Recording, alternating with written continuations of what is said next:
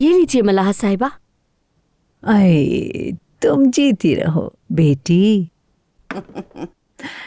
सच कहूं तो तुम्हारे आने से मेरे चेहरे पे मुस्कुराहट आ गई।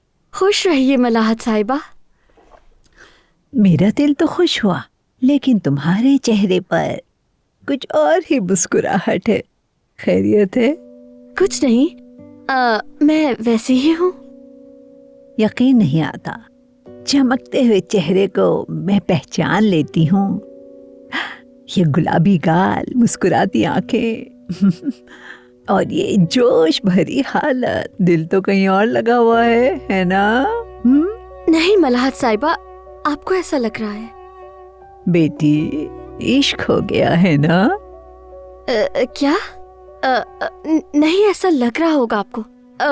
ऐसा तो कुछ भी नहीं है मलाहत साहिबा। मुझे किससे इश्क होगा? मेरी जिंदगी में कोई भी नहीं है। ठीक है, मुझे जवाब मिल गया।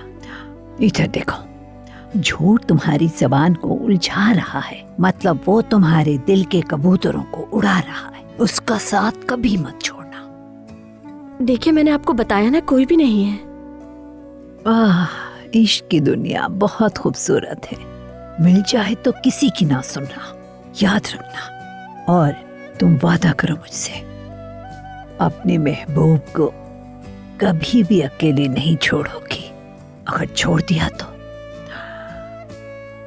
वो भाग जाएगा। उसे कैद कर लो अपने दिल में, समझ गई ना? मलाह साहिबा, मैं आपके लिए कुकीज ले आती हूँ।